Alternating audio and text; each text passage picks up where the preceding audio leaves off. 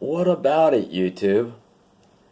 Okay, here's a topic I haven't got into for a while, but I see it popping back up, and now it's got more going on to it, okay? And this is mgtow. And now we're hearing more about these incels, right? The involuntary celibate, supposedly, dudes. So, I'm just going to try my best through metaphor and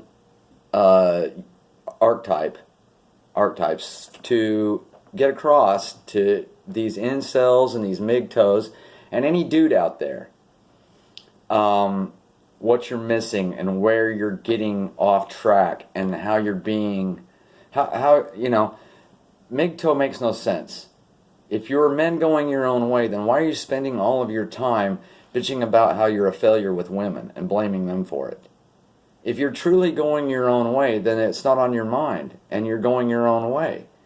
Just the fact that you sit around and bitch all the time and watch videos and support these jackasses like Sandman and all these idiots is proof that, that you've given up on the challenge of life.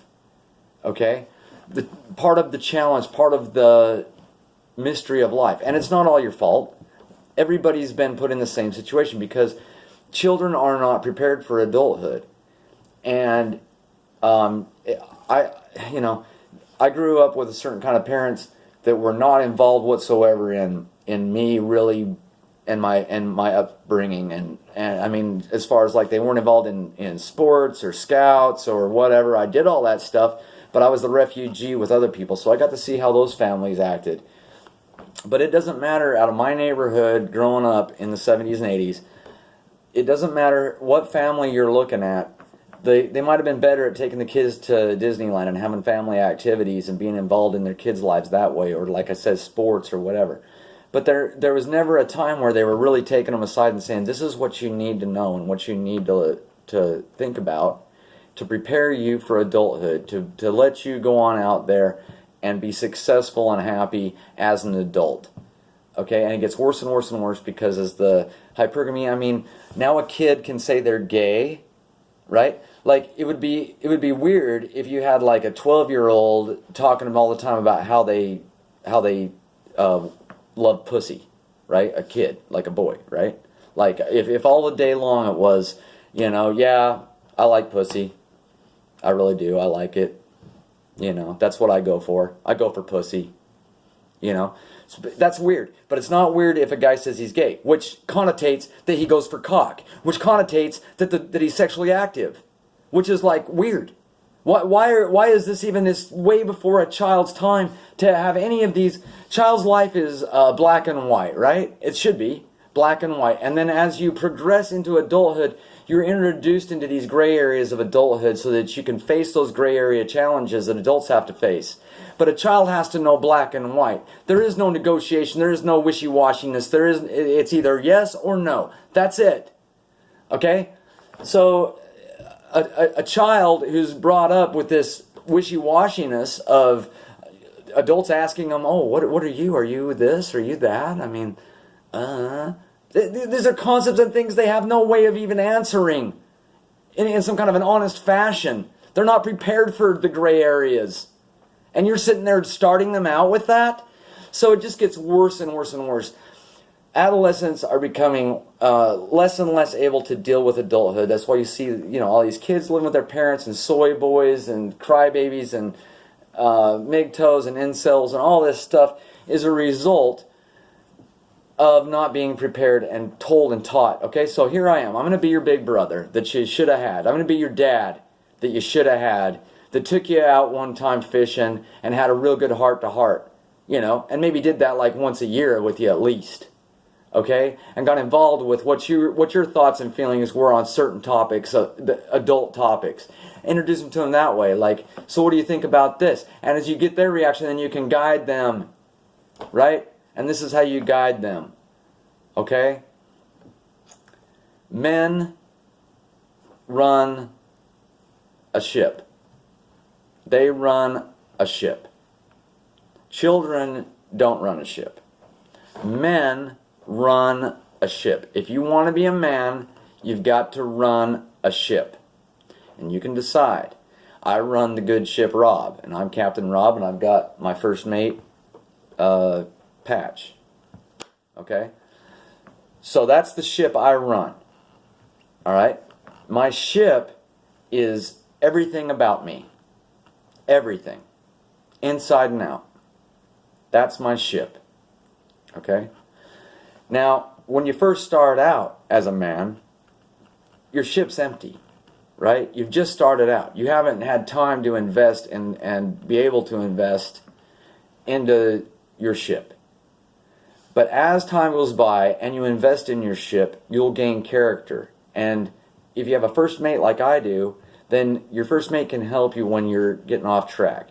They can help calm your nerves and keep you in your role as the captain. And what does a captain do? A captain is decisive and has leadership skills. Okay? So if you're going to be a man, you've got to be decisive and you've got to have leadership skills. Again, having the first mate is good because, and I highly recommend it, because it's caring for something and having that something reflect to you your behavior if you let it. Okay? If you watch your first mate's reaction to you, then a lot of times it can calm you, it can, why do they have service animals, right?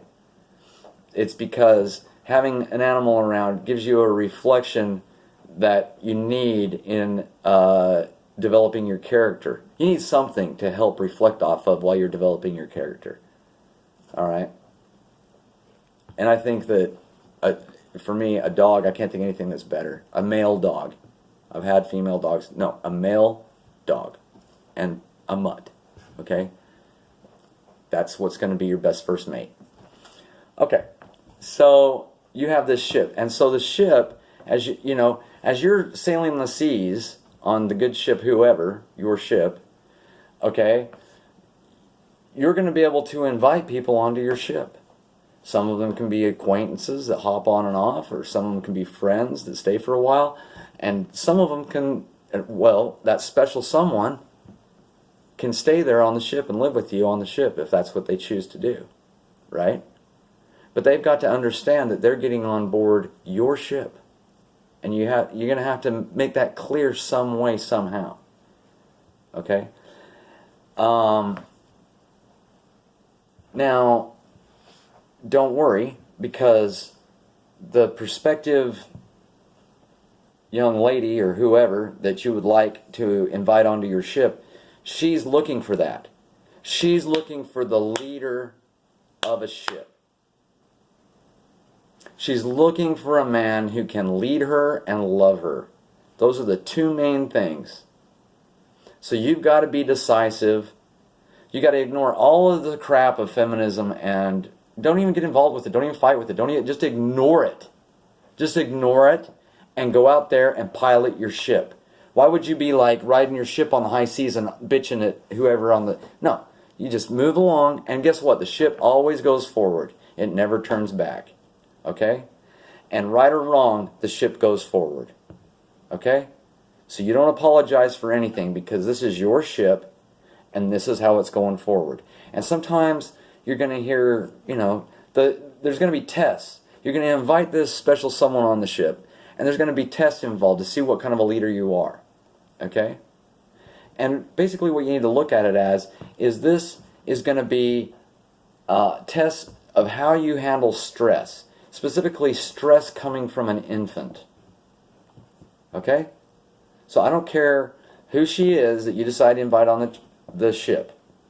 But whoever she is, alright, she needs to be looked at and treated when she's throwing a tantrum and acting hysterical as you would treat an infant. The difference is you can always get in your vehicle and go for a ride and escape the whiny infant if you have to, and then come back. But you come back and it's resolved and it's reassured and you move on. You don't go back. The ship continues. It's like you went and took a little buoy out there to just make sure that the waters were good ahead, and you came back and your report says, Everything's good. Let's talk about something else. Let's go on. Okay? So you've got to not react. You've got to not, because these are tests. And if you show that you just are too fucked up to handle, some guys out there call it the shit test, right?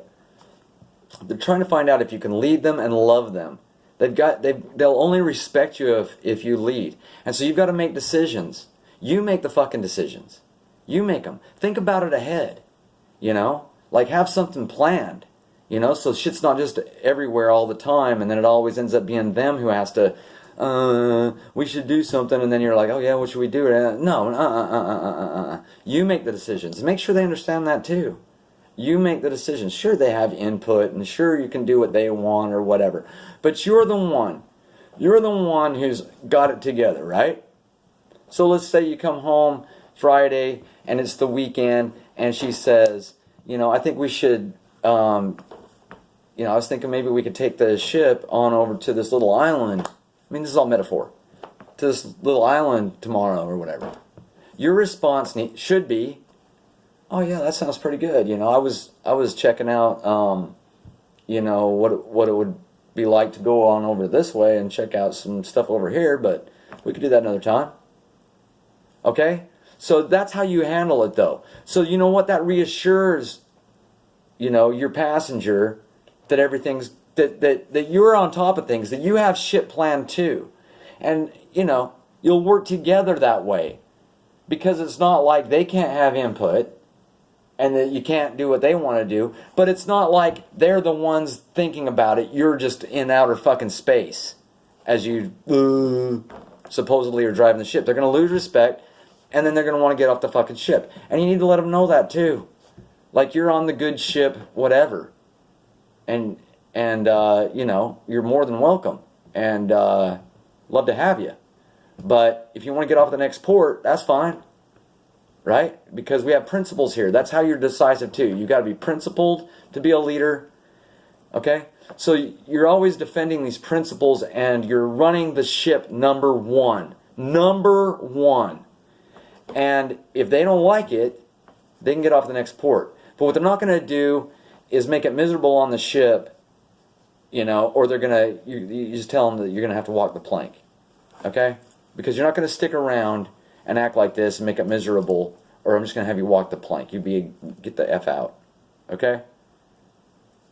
Or how about you get off at the next port? Or, hey, let's just keep going. Let's just keep going. And it doesn't stop. You don't get to some point where this passenger, you know, is a captive on your ship. Ever. Don't we know what divorce rates are like? Okay? So, now, I mean, you've got to be careful who you invite on, too. All right? There's responsibility there. You've got the main responsibility as the captain of the ship to decide who's going to come on, but you've got to be principled, right? So as you put this ship together, you develop character, and you show it. Okay, you want to be an alpha? I'm telling you how to be an alpha, man. Anybody can be an alpha. Anybody. Any body type, any height, any looks, anybody can be an alpha. Because it's all about what you exude. And, you know, you give zero fucks who wants to get on your ship and who doesn't. So, it's you and your ship that's number one. That's going to get you passengers on your ship. Okay? Oh man, there's some more to this metaphor I think I wanted to say. I think I might have to do a part 2 because I'm running out of time. But you're the captain. You run it. They don't run it. The worst thing you can do is ever hand the controls over to a passenger. Nope. Nope. I run this ship. You don't run it. Someone's got to run it, and it's going to be me. Sorry, it can't be egalitarian and all this equality. Nope. Nope. I run the ship. You don't like it? Get out. Go get your own damn ship. Call it the Lesbian Express, whatever you want to call it, or the Cuck Express, or the Chump, or the Beta Express. I don't care what you want to call it, but you're not riding this ship. All right, y'all. I hope that helped.